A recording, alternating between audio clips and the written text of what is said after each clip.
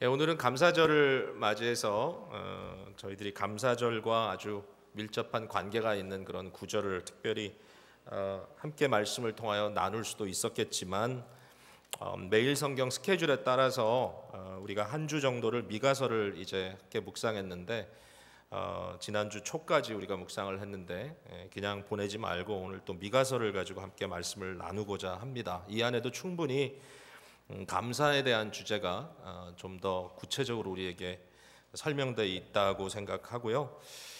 특별히 이 말씀을 저와 여러분이 함께 듣고 또 반응하면서 우리의 마음속에 드려지는 이 감사가 과연 어떤 질적인 의미를 갖고 있어야 되는가, 우리의 감사의 퀄리티가 그저 또 한 해 추수할 수 있게 해주셔서 감사합니다, 남들보다 좀 더 편안하게 사는 것 같아 감사합니다, 그 정도의 감사가 아니라 본질적으로 복음과 은혜에 깊이 뿌리 박힌 그러한 뿌리 내린 감사가 될 수 있게 되기를 바랍니다. 여러분 요즘 좀 피곤하다고 하시는 분들이 좀 많아요. 환절기라서 피곤도 하고 또 제가 생각할 때는 요새 정세에 대한 스트레스가 아닌가라는 생각을 해봅니다. 미국의 대통령 선거 후에 많이들 피곤하단 분도 계시고 우울하단 분도 계시고 그렇지 않아도 세계적으로 굉장히 좀 혼란한 그런 시대로 계속 접어 들어가는 것 같아서 좀 그런데 많이 힘들어하시는 것 같아요. 특히 요즘은 우리 조국의 모습을 보면서 굉장히 많이 힘들어하시는 것 같아요. 어떤 정치적인 성향을 떠나서 우리가 또 사랑하는 조국에 참 모든 면에 좀 평안했으면 좋겠는데 참 많은 실망을 주는 그런 시대에 지금 살고 있는 것 같습니다. 뉴스를 잘 정시해 보시려면 이제 한국하고 여기하고 시간이 밤낮이 거꾸로다 보니까 좀 피곤하신 경우가 있죠. 근데 저는 이제 어젯밤에 우리 시간으로 9시, 그러니까 한국에는 주일 오전 11시였는데 이제 검찰의 중간 수사 보고 하는 것을 기다렸다가 이 YTN 뉴스로 이렇게 봤습니다. 근데 아마 여러분들이 보고 또 들으셨겠지만 이제 가장 관심이 있었던 것은 과연 대통령이 관련이 있느냐, 물론 관련은 있지만 그게 어느 정도의 문제냐라는 데 대해서 많이 관심을 갖고 계셨는데 짤막한 그 부분에 대해서 짤막한 말이었지만 굉장히 충격적인 이제 말을 어제 들었습니다. 검찰이 이 지금 수사하고 있는 세 사람에 대한 그 문제를 쭉 나열한 후에 대통령이 이 모든 부분에 상당히 많은 부분에 있어서 공모했다, 공모자라고 하는 그런 발표를 했기 때문에 이것이 또 지금 걷잡을 수 없는 전국으로 지금 가는 그런 상황입니다. 우리가 이런 세상의 문제, 사회의 문제, 정치적인 문제, 미국이든 한국이든 세계 어디든 간에 이런 문제를 겪을 때마다 이제 우리의 마음속에서 어떻게 이 문제를 성토해야 되는가, 과연 여기에 대해서 우리가 어떻게 반응해야 되는가, 그런 고민들을 사실 많이 하시게 되는 것 같아요. 얼마 전에 목회자들이 모이는 그런 이제 포럼이 있었는데 그 모임에서 특별히 뉴욕에 이제 청년들이 많이 모이는 그런 교회에 사역하시는 목사님 중에 한 분이 왜 교회가 이런 사회의 부조리에 대해서, 이런 공의 없음에 대해서 왜 좀 더 직접적으로 이 문제를 지적하고 비판하지 않는가, 왜 이런 문제를 더 교회가 성토하지 않는가, 이제 이런 문제 의식을 주셨어요. 이게 사실은 쉬운 일은 아닙니다. 여러분, 남들이 다 하니까 우리도 할 수 있다, 이런 생각을 하는 분도 계시는 것 같은데 교회가 어떤 선지적인 사명을 갖고 있고 사회의 빛과 등불로 존재해야 되기 때문에 문제가 있으면 문제가 있다고 얘기를 해야 되는데 사실 현실적으로 뒷북치는 경우들이 많기 때문에 무슨 의미인지는 잘 모르겠어요. 근데 제 마음속에 들어왔던 생각은 뭐냐면은 여러분, 우리가 믿는 사람으로서, 크리스찬으로서, 교회 공동체의 일원으로서 세상에 문제가 있고 사회가 잘못된다는 것에 깜짝깜짝 놀라는 것은 좀 잘못된 일이다라는 생각이 들었어요. 물론 이 상황이 굉장히 극하고 좀 뜻밖인 부분도 없지 않기 때문에 이제 많은 분들이 놀랄 수는 있지만, 그러나 권력자가 썩었다. 세상에 어떤 이 정치나 경제 이런 부분에 심각한 부정이 있다. 다 알고 있던 얘기입니다. 세상이 어떻다라고 하는 것에 대해서 사실 우리가 놀랄 필요는 없는 거죠. 세상이 악한 것에 놀래서는 안 되죠. 근데 크리스찬들이 가끔 거꾸로 할 때가 있어요. 교회가 악하다는 데서 하나도 안 놀래고 세상이 악하다 그러면 어머 어떻게 그럴 수가 있냐 그러면서 막 격앙하는 경우가 있는데, 저는 그리스도인들이 거꾸로 돼야 된다고 생각해요. 세상을 볼 때는 세상은 그런 것이다. 그러나 그것을 합리화시킬 필요는 없죠. 잘못된 것이죠. 그러나 그것이 우리를 놀래게 할 필요는 없고, 반면에 하나님의 백성도 별다른 게 없더라. 그러면 거기에 대해서 깊이 슬퍼하는 그런 마음을 가져야 될 것 같다는 얘기입니다. 오늘 미가서를 보면서 이것이 절대로 지금 제가 말씀드린 이런 내용과 상관없는 내용이 아니라 굉장히 밀접한 관계가 있다는 것을 보게 됩니다. 미가라고 하는 선지자는 주전 7세기, 8세기, 7세기쯤에 활동을 하던 분인데요. 그분이 활동하던 시기에 북왕국 이스라엘은 아수르에 의해서 멸망당했을 겁니다. 722년입니다. BC.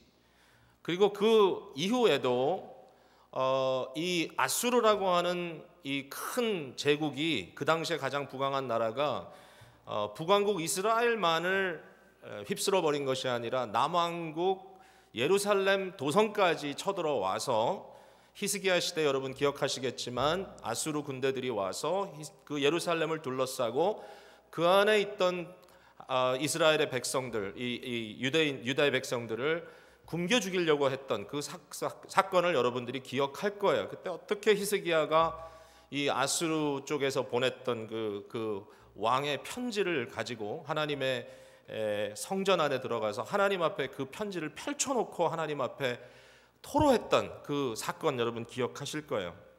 이처럼 힘들고 어려운 시대에 미가가 살았는데, 이 미가서라고 하는 것은 이 시대에 벌어지는 일들을 보면서 재밌게도 아수르에 대해서 비판을 한다던가, 뭐 애굽에 대해서 비판을 한다던가, 뭐 당시에 이미 멸망받았던 뭐 시리아에 대해서 비판을 한다든가, 뭐 이런 것이 아니라 이 미가 선지자는 북왕국 이스라엘 백성을 향하여, 그리고 남왕국 유다를 향하여, 소위 하나님의 백성이라고 하는 자들을 향하여 그 시대의 악함을 고발하는 것을 볼 수가 있어요. 미가는 분명히 시대의 악함을 고발했던 선지자입니다. 근데 미가서를 보면 한 3개 사이클이 있는데 그 한 사이클마다 시대의 악함을 고발하고, 그럼에도 불구하고 하나님께서 약속해 주시는 어떤 은혜의 약속, 소망, 이것을 또 선포하고, 이렇게 3번을 반복합니다. 오늘 우리가 함께 읽은 것은 이 3번째 사이클에 해당되는 내용이겠죠. 자, 이런 상황에서 미가가 그 당시 시대를 고발하는데 굉장히 놀라운 사실은 뭐냐면은 그 고발의 내용이 오늘 시대와 너무 흡사하다는 거예요. 우리가 살고 있는 이 시대와 너무 흡사해요. 너무 흡사해요. 7장에 나와 있는 내용을 저희들이 잠깐 볼게요. 이 당시의 상황은 재앙이라고 얘기합니다. 재앙이라. 7장 1절에 재앙이로다 나여. 이것은 미가 자신만을 얘기하는 것이 아니라 미가를 대표자로 하는 당시의 이스라엘과 유다의 상태를 얘기하는 거겠죠. 나는 여름 과실을 딴 후에 포도를 거둔 후 같아서 먹을 포도송이가 없으며 내 마음에 사모하는 처음 익은 무화과가 없도다. 텅텅 비어버린, 남은 것이 없는, 거둘 것이 없는, 추수할 시기가 됐음에도 불구하고 추수할 것이 하나도 남아있지 않은 그러한 시대적인 빈곤함을 지금 얘기하고 있습니다. 영적인 빈곤함. 자, 그 내용을 잠깐만 한번 살펴볼게요. 그 시대의 모습이 어떤가. 첫 번째로는 그 시대의 모습은 경건한 자와 정직한 자가 끊어진 시대다라고 하고 있습니다. 2절에 경건한 자가 세상에서 끊어졌고 정직한 자가 사람들 가운데 없다 그랬습니다. 여러분, 이것은 그냥 그런 사람들이 없어서 없는 게 아니라 그런 사람들이 사실은 끊어짐을 당한다는 겁니다. 핍박당하고 그 한계가 한도가 굉장히 문제가 더 깊어져서 결국은 죽임당하기도 하고 결국은 끊어져 버리는, 결국 선하게 사는 사람은 망해버리는 시대인 거죠. 정직하게 양심으로 말하고 양심에 따라 행하는 사람들은 그 시대에 남아질 수가 없는, 예, 그것이 어떠한 이유에서든지 요새도 뭐 가끔 어떤 그 정권의 타락이 굉장히 부정함을 얘기하면서 그 안에서 나름대로 구석구석에 양심선언했던 사람들이 병들어 죽기도 하고 자살로 나타나기도 하고 결국은 엄청난 그 안에 심각한 그러한 폭력과 아주 악한 행동들이 있었다는 것들을 좀 이야기하고 있는데, 어쨌든 이와 같은 시대였다는 거예요. 그 당시에 미가가. 이것이 가장 심각한 시대입니다. 왜냐하면은 경건한 자와 정직한 자가 끊어지는 시대가 어떤 시대인가 하면 심판이 임박한 시대입니다. 심판이 임박한 시대예요. 하나님이 심판할 수밖에 없는 시대는 언제냐? 경건한 사람들이 살 수 없는 시대예요. 그럼 하나님이 그들을 구하기 위해서 심판을 해야 돼요. 노아 시대가 그랬습니다. 노아가 단 하나 의로운 사람이라고 하나님께서 그를 봤습니다. 그 당시 시대의 상황이 어떠냐면은 강포, 이 바이올런스가 가득했기 때문에 강포가 가득했다 그랬어요. 그러므로 정말 스스로 자기를 지킬 수 있는 그런 능력이 없는 자들은 결국은 다 죽을 수밖에 없는, 착한 사람, 유하게 사는 사람, 용서를 프랙티스하는 사람, 사랑을 부르짖는 사람들은 그냥 더 이상 견딜 수가 없고 포악한 사람들만 살아남을 수 있는 그런 시대. 하나님께서 그때 심판하셨습니다. 왜 심판했느냐? 세상이 악해서 심판한 게 아니고요. 사실은 노아를 구원하기 위해서 심판했습니다. 심판은 반드시 구원을 위한 심판입니다. 하나님의 백성을 구하기 위해서 심판이 이루어질 것입니다. 참 이러한 시대, 이런 시대가 성경에 여러 차례 나오죠. 의인이 살아남기 어려운 시대, 소돔과 고모라의 시대, 의인 10명을 찾을 수 없는 시대, 쓸만한 인물이 남아남지 않는 시대, 악한 시대의 특징을 보면은 경건한 지도자를 찾아볼 수가 없다라는 거예요. 사회적으로 믿을 만한 어떤 지도자를, 마음을 둘 만한 지도자를 찾을 수가 없어. 항상 얘기합니다. 사람이 없어, 인물이 없어. 그것은 사실은 그 시대의 지극히 타락한 면모를 보여주고 있는 게 아닌가 생각을 해요. 두 번째 특징은 뭐냐면요, 악한 동맹이 이루어진다는 거예요. 굉장히 놀라워요. 3절을 한번 여러분 보세요. 3절. 두 손으로 악을 부지런히 행하는도다. 이렇게 악한 시대인데 한 손이 아니라 두 손이에요. 열심히 합니다. 근데 마음을 합하여 이 결탁해서 동맹을 이뤄서 악을 행합니다. 그 지도자와 재판관은 뇌물을 구하며 권세자는 자기 마음의 욕심을 말하며. 여러분, 저는 이거 보고 깜짝 놀랐어요. 어떻게 오늘 이 시대의 상황을 그대로 설명하느냐는 거죠. 여러분, 지도자와 재판관 누구예요 이거? 청와대와 검찰 뭐 이런 식이에요 지금 분위기가. 그리고 여기 보니까 그들은 뭘 구한다고요? 뇌물을 구해. 뇌물. 돈 있는 사람 재벌들에게 가서 돈 달라 그래요. 뭔가 그렇게 하면 어떤 일이 벌어지? 여기 보니까 권세자들, 힘 있는 사람들, 돈 있는 사람들은 뭘 한다고요? 자기의 욕심을 말해요. 그럼 나한테 이렇게 해달라. 그러니까 소위 말하는 정경유착이 그대로 등장하는 거예요. 지도자, 심지어는 그것이 옳고 그름을 판단해줘야 될 재판관도 같이 하나가 돼서 끌어낼 수 있을 만큼 돈을 끌어들여서 자기를 치부하고, 반면에 돈 있고 힘 있는 사람들은 돈을 들여서라도 뭘 한다고요? 더 큰 돈을 벌려고 한다는 거죠. 뭔가 자신들의 욕심을 채우려고 한다. 거기에 그들이 결합되었다. 하나가 되었다. 여러분, 이게 주전 7세기, 8세기 얘기입니다. 또 하나 있어요. 5절과 6절에 보니까 아주 좀 아이러니죠. 이처럼 악한 결탁이 이루어지는 시대에 동시에 어떤 문제가 벌어지고 있냐면은 가까운 자라도 믿을 수 없는 불신의 시대가 된다는 거예요. 너희는 이웃을 믿지 말며 친구를 의지하지 말며 내 품에 누운 여인에게라도 내 입의 문을 지킬지어다. 친구도 이웃도 아내도 아들이 아버지를 멸시하며 딸이 어머니를 대적하며 며느리가 시어머니를 대적하나니 사람의 원수가 곧 자기 집안 사람이로다. 여러분, 이건 그냥 가정 안에 뭐 며느리와 시어머니 불화 이런 거 얘기하는 게 아니고요. 이것은 시대의 지극히 악한 모습을 보여주는데 정말 가까워야 될 사람들도 서로를 믿지 못한다. 가족들도 서로를 믿지 못한다. 왜? 자기가 먹고 자기가 취할 걸 이득을 위해서 끊임없이 서로 짓밟고 짓밟히고 하고 있다라는 얘기입니다. 결국은 자기가 살기 위해서 상대를 찍어내리는 시대입니다. 뭐 지금 그렇게 됐어요. 같이 하던 분들이 이제 서로를 죽여야지만 자기가 살아날 수 있는 시대가 지금 상황이 돼가지고 계속 서로 고발할 겁니다. 자기가 살기 위해서. 이게 굉장히 아이러니하지만 이 시대적인 모습이에요. 이 시대적인 모습이에요. 말세에 고통하는 때의 모습이에요. 바울 사도가 디모데후서 3장에 말한 거예요. 사람들이 자기를 사랑하며 돈을 사랑하며 자랑하며 교만하며 비방하며 부모를 거역하며 감사하지 아니하며 무정하며 사나우며 배신하며 등등 끊임없이 가장 가까운 관계라도 가족이라도 부모라도 자녀라도 아내라도 남편이라도 자기의 이권을 위해서는 서로 사납고 무정하고 배신하고 등쳐먹고 하는 일들이 끊임없이 벌어지고 있다. 왜? 사람들이 자기밖에 몰라요. 예수님께서 마지막 때 징조를 얘기하시면서 이런 말씀하셨어요. 불법이 성함으로 많은 사람의 사랑이 식어지리라. 불법 때문에, 불법 믿을 수가 없는 거야. 아무도 믿을 수가 없기 때문에 어떻게 한다고요? 사랑하지 않아요. 마음을 주지 않아요. 심지어는 교인들끼리도 조심해야 된다는 말이 너무 쉽게 나와요. 우리가 사람 조심해야 돼. 사람이 제일 무서워.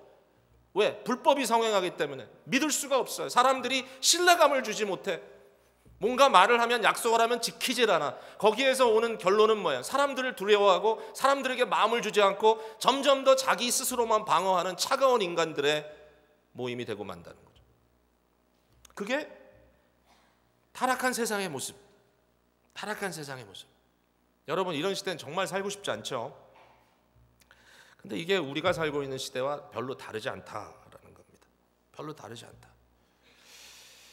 여기에 이제 우리가 굉장히 고민거리가 생기는 겁니다. 그 고민이 뭐냐면 이런 거예요. 미가가 지금 이런 이야기를 일반 세상에 대해서 이야기를 했다면 뭐 당연하다, 그렇다, 그때도 그렇고 지금도 그렇다라고 얘기하는데, 사실 미가가 이런 이야기를 하는 거는 이미 언급했지만 아수르에 대한 얘기도 아니고 애굽에 대한 얘기도 아니고 장차 유다를 멸망시킬 바벨론에 대한 예언도 아니고, 이것은 뭐에 대한 얘기인가 하면 지금 이스라엘과 유다에 대한 얘기란 말이에요. 여기는 놀랄 수밖에 없는 거죠. 놀랄 수밖에 없죠. 예수님께서 이 미가서 7장 5절 6절 요 부분 있죠. 아들이 아버지를 멸시하며 딸이 어머니를 대적하며 며느리가 시어머니를 대적하리니 사람의 원수가 곧 자기 집안 사람이다. 요 말을 인용하셨어요, 예수님께서.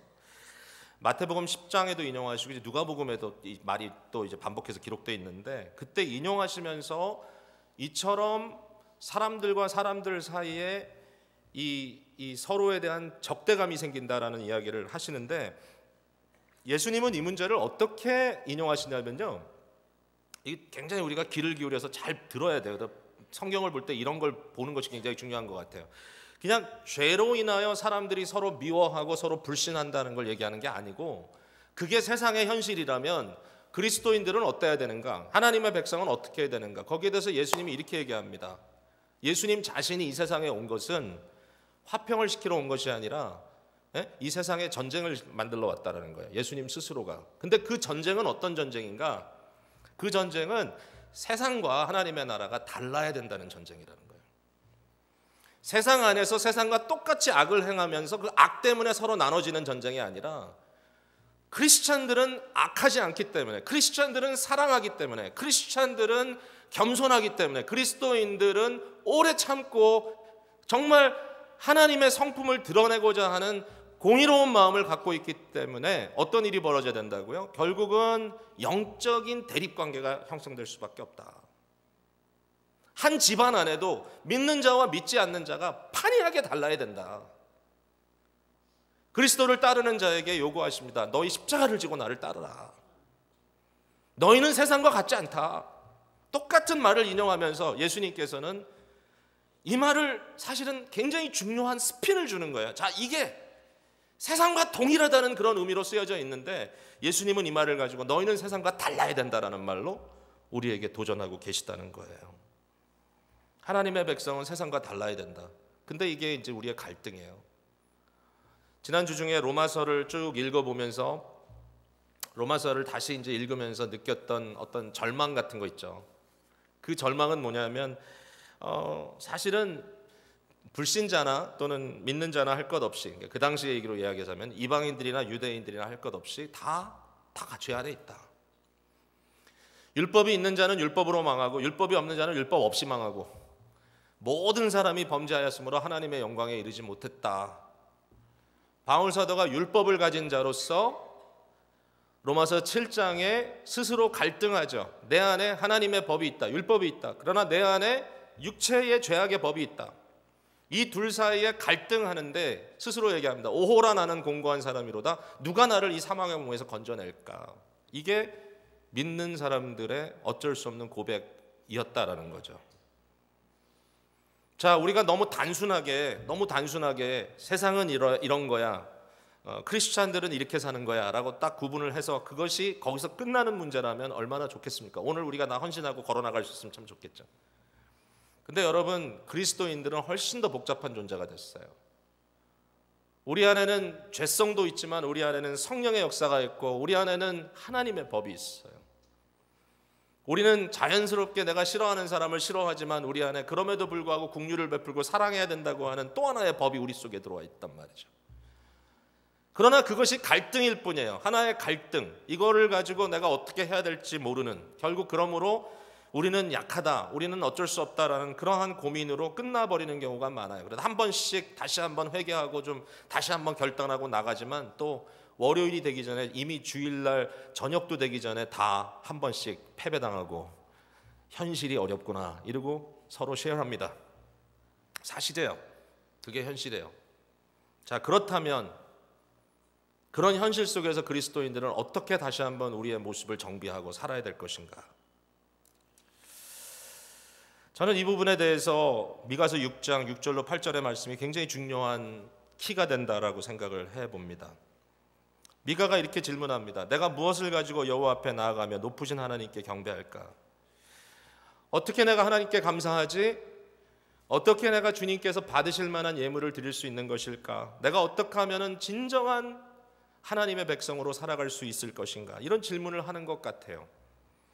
근데 여기에 잘못된 답이 먼저 나와요. 잘못된 답은 뭐냐면 지극히 종교적인 답입니다. 종교심입니다. 내가 더 열심히 해야 되겠다. 내가 더 노력해야 되겠다. 내가 남보다는 좀 앞장서야 되겠다. 뭐 이런 식의 답이에요. 내가 번제물로 1년 된 송아지를 가지고 그 앞에 나아갈까? 흠없고 점없는 딱 1년 된 송아지, 너무나 이쁜 송아지, 가장 선별된 최고의 제물을 가지고 하나님께 나아갈까? 여호와께서 천천의 순양이나 만만의 강물 같은 기름을 기뻐하실까? 남들보다 많이 가져가야 될까? 천천이면은 뭐 수백만입니다. 이걸 가지고 갈까? 만만의 강물 같은 기름, 구별하여서 정말 살찐 부분만을 다 도려가지고 내가 할 수 있는 최고를 가지고 나아가면 하나님께서 기뻐하실까? 저는 이 부분에 대해서 미가가 중요한 것을 던진다고 생각합니다. 당시에 이처럼 타락한 시대에 사람들은 무슨 이야기를 하고 있느냐? 이렇게 타락한 가운데서도 하나님을 경배하는 데 있어서 그들의 마음에 종교심을 불태우면서 그래도 우리가 남들보다 낫다는 생각을 계속하고 있다는 겁니다. 저들의 마음을 주장하고 있는 종교적 원리는 교만입니다. 프라이드입니다. 우리는 이방인들과 달라. 우리는 이방인들이 드리는 더럽고 잘못된 제물을 드리고 있지 않다. 나는 더 귀한 것을 더 많이 드리고 있다. 나는 구별해서 드린다. 나는 기술적으로 아주 정확하게 드린다. 정말 온전한 11조를 드리고 나는 온전한 제물을 하나님께 구별하여 드린다. 혹시라도 우리들 가운데 감사절이 돼서 정말 내 마음에 힘이 정말 부딪힐 정도로 내가 정말 힘들게 내가 할 수 있는 것 이상으로 많이 오늘 하나님께 헌금을 드렸다라는 생각을 여러분이 갖고 계신다면 그 마음 속에, 그 생각 속에 과연 어떤 일들이 지금 벌어지고 있는가? 그것이 나에게 종교적인 교만인가?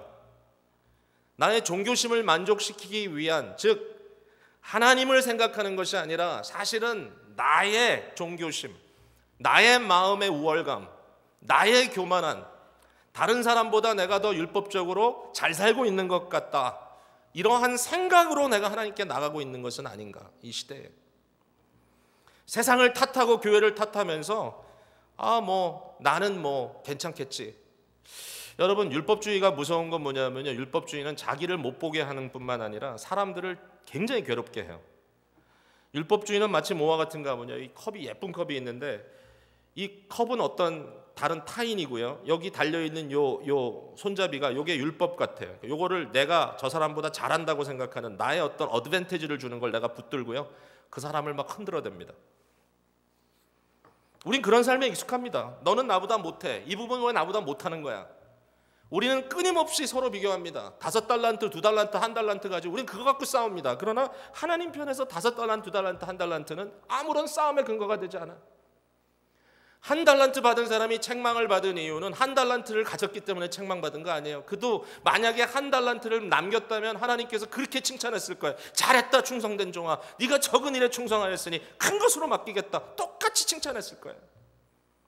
근데 우리의 눈에는 그것만 보여요. 우리의 눈에는 내가 얼마 가졌고 저 사람이 얼마 가졌는가, 내가 얼만큼 더 했는가, 내가 지난 주일날 청소를 했는데 저 사람은 20% 했는데 나는 50% 했어. 저 사람은 의자를 5개 나누는 동안에 꿰부리고 나는 그 사이에 의자를 50개 나눴어 라는 데 굉장히 집중돼 있다라는 거죠. 그 마음의 동기가 뭐냐? 나는 더 의롭다라는 거예요. 결국은 우리 교회는 이래서 좋아, 저것보다 나아. 이 상황적으로 하나님께서 맡기신 일들에 대해서 우리가 어떤 고민을 합니까?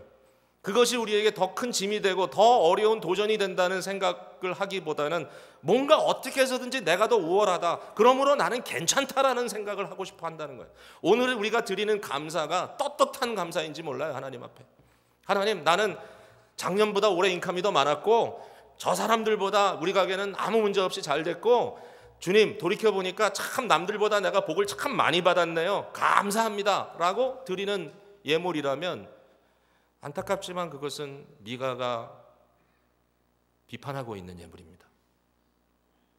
또 한 가지가 있어요. 또 한 가지가 그거는 뭐냐면 죄책감이에요. 죄책감, guilt. 이렇게 얘기합니다. 내 허물을 위하여 내 맏아들을 내 영혼의 죄로 말미암아 내 몸의 열매를 드릴까라고 질문합니다. 내가 내 아들까지 바칠까 하나님께? 당시 하나님께서 지극히 싫어하셨던 것이 뭐냐면 이 가나안에 있었던 나쁜 풍습 중에 몰렉이라고 하는 우상을 섬기는 사람들은 자기의 사랑하는 아이들을 불로 태워서 바쳤어요. 불을 지나가게 했다 그랬어요. 그거 왜 그렇게 했을까요? 뭔가 자기의 문제를 좀 극복하고 신으로부터 무슨 어떤 페이버를 받겠다고 하는 그런 마음이었겠죠.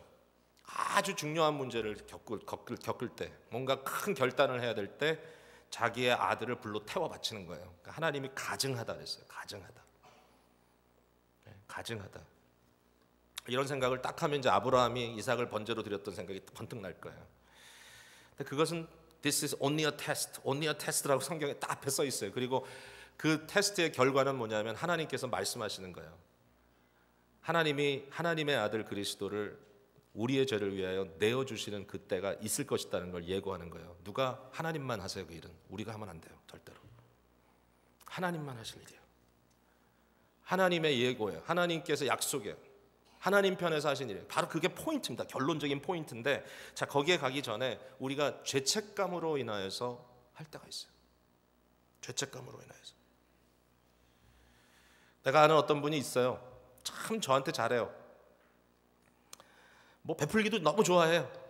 그리고 뭔가 좀 마음이 커서 어떨 때 보면 참 아주 큼직큼직하게 하는 것 같아. 근데 항상 그 마음속에 죄책감이 있어요.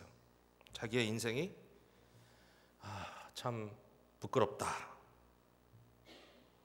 마음속에 자기가 머리로서는 뭔가 고민하고 생각하는 것이 있는지 모르겠지만 삶의 결단으로, 경건함으로 가지 못하는, 마음속에 부끄럽고 마음속에 그런 어떤 죄책감은 계속 갖고 있는데 거기에 대한 어떤 성령의 은혜를 구하거나 하나님 앞에 온전히 자기 자신을 포기하고 내어놓는 그런 결단은 없어요.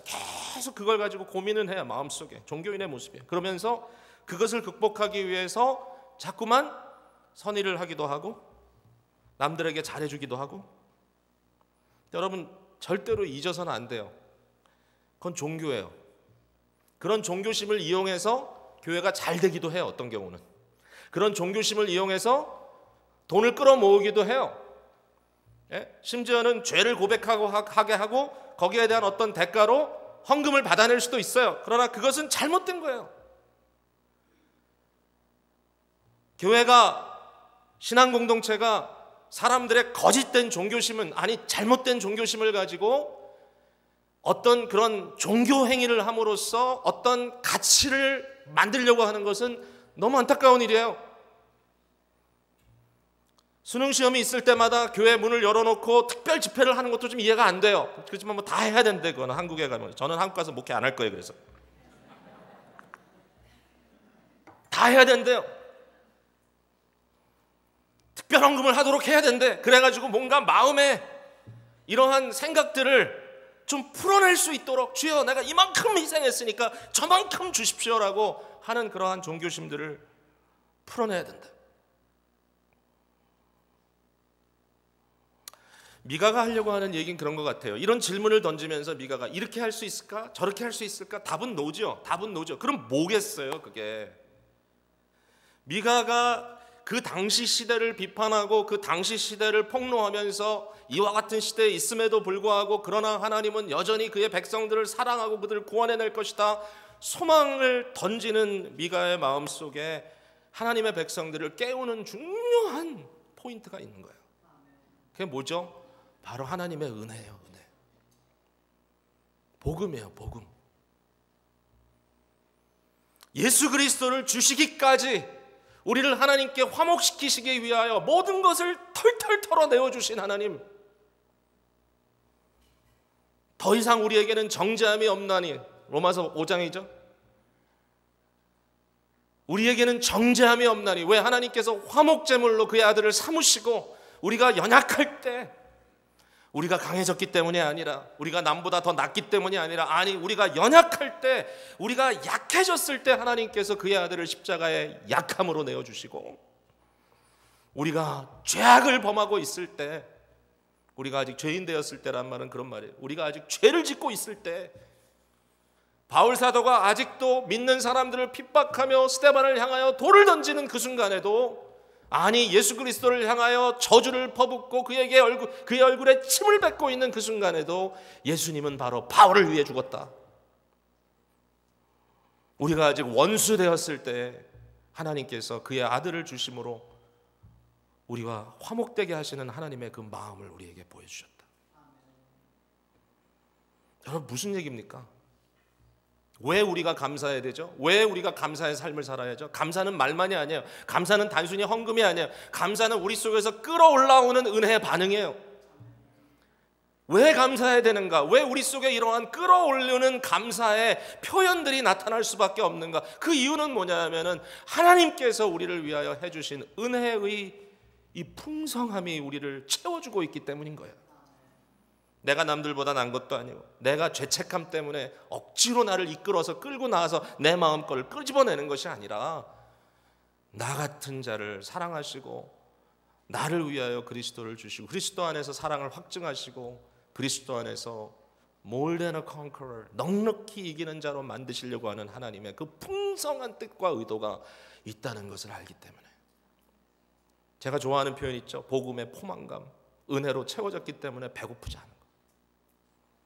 아니 세상의 권력은 다 쥐고 있고 사람들의 인기는 누리고 있는데 왜 여전히 돈이 더 필요한가요? 왜 이 사람 저 사람 챙겨줘야 되나요? 왜 그 가운데서도 끊임없이 마음속에 있는 욕심을 절제할 수가 없나요? 배고프기 때문입니다. 배고픕니다. 꾸정물을 먹고 꾸정물을 마시고 소금물을 마시고 있기 때문에 그들의 마음속에 아무리 귀한 것으로 채워준다고 스스로 생각해도, 아무리 좋은 걸 입고 아무리 젊어지기 위하여 발버둥을 쳐도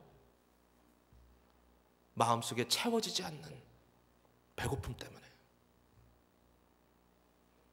여러분 그런 배고픔 경험해 보셨죠? 저는 스트레스가 쌓이면 배가 고픕니다. 토요일 밤에도 조심해야 돼요. 주일을 앞두고 토요일 저녁에는 웬만하면 잔치나 이런 데 가긴 가야 될 땐 가야 되지만 가면 그 음식 절제하느라고. 왜? 배가 고파요. 그날은. 왜? 마음의 불안감보다 이렇게 좀 뭔가 이렇게 부담이 있었어요. 네. 어젯밤에도 먹고 싶은 게 있어. 가서 먹었어요. 근데도 배가 고파. 제 아내하고 같이 집에 돌아오면서 여보, 가다가 저기 다이너 들려가지고 애플파이에다 아이스크림 하나 올려놓고 좀 먹자. 안 된대, 우리 와이프가. 안 돼. 차 핸들은 제가 쥐고 있으니까 갔어. 옆에서 한심한 듯 쳐다보고 지켜보고 있는 사이에 저는 그걸 다 먹었어요. 근데 배가 고파요. 또 회개했죠. 오늘 아침에 몸무게를 재보니까 몇 파운드 늘었더라고요. 근데 우리가 일반적으로 경험하는 거예요. 그게 배고파요. 우리가 배고파. 자꾸 배가 고파. 돈도 더 벌어야 되고, 내 비즈니스 잘 되는데 확장해야 되고, 저 사람보다 내가 어떻게든지 더 나가야 되고, 교회 안에서도 명칭 호칭 하나 가지고 마음이 뒤틀리고. 여러분, 그런 상황이 우리에게 있어요. 저도 뭐 그런 거 자꾸 경험해요. 근데 그때마다 돌아가야 되는 포인트는 뭐냐면 복음의 배부름이에요. 하나님께서 그리스도 안에서 내게 이루신 모든 일들에 대한 감사와 그 포만감, 그 채워짐, 그 풍성함. 마음속에 감사가 넘쳐요. 왜? 이미 받았어요.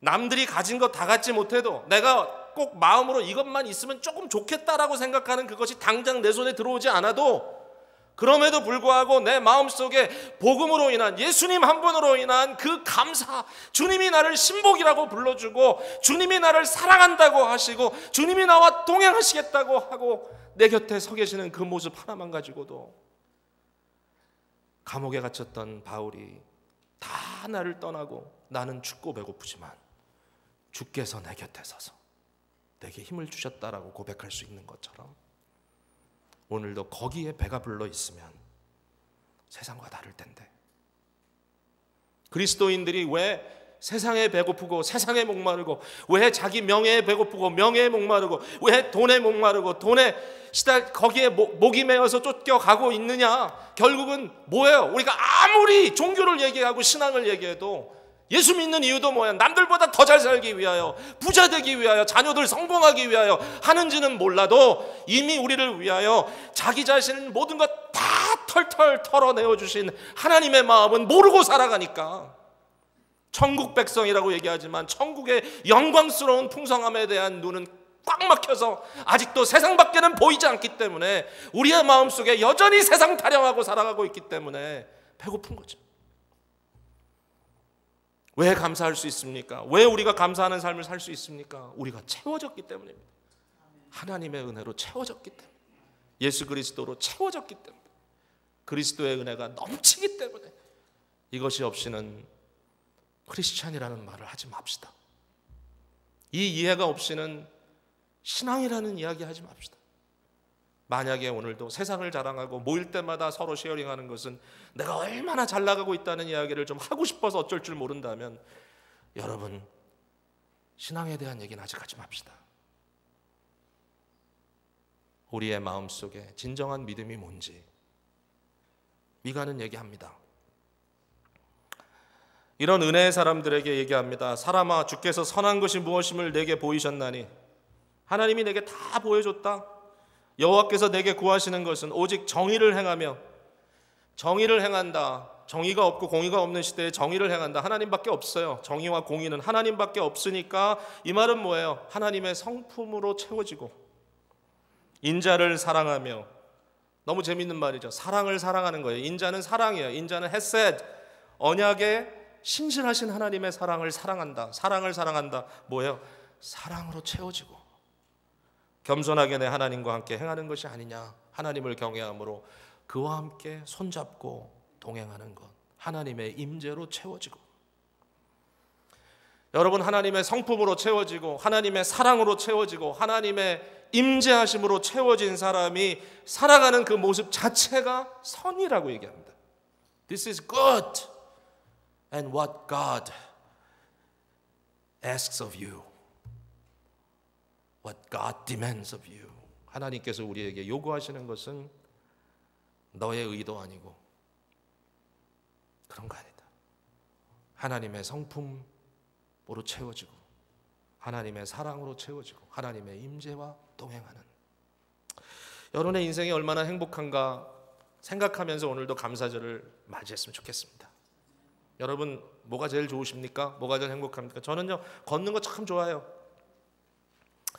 어제도 아침에 목사님 한 분이 방문 오셔서 아침에 날씨가 너무 좋아가지고 잠깐 만나서 커피 한잔하고 저기 밸리 그린 그 링컨 드라이브인 그쪽에 가서 걸었어요. 내가 좋아하는 사람과 함께 걷는 것, 내가 사랑하는 사람과 함께 손을 잡고 함께 걸어가는 것, 그 모든 것 위에 우리 주님께서 하나님께서 항상 나와 동행하는 것, 주님 한 분만으로 만족합니다라는 고백을 여러분 많이 했지만 그것이 이번 감사절을 통해서 더욱더 깊이 체험되고 그것이 아닐 때 얼마나 부질없고 얼마나 참 찌질한가 인생이. 네? 권력의 가장 높은 곳에 있는 사람이 얼마나 찌질하게 살고 있는가. 그 상황 속에서 그 마음이 우리를 경악시켰으면 좋겠습니다. 반면에 복음 안에 있는 사람이 얼마나 넉넉한가, 얼마나 풍성한가, 얼마나 감사하는가. 미가 시대를 고발합니다. 우리의 시대를 고발합니다. 그러나 그리스도 사람들은 마음에 은혜의 포만감이 있는 줄로 믿습니다. 기도하겠습니다.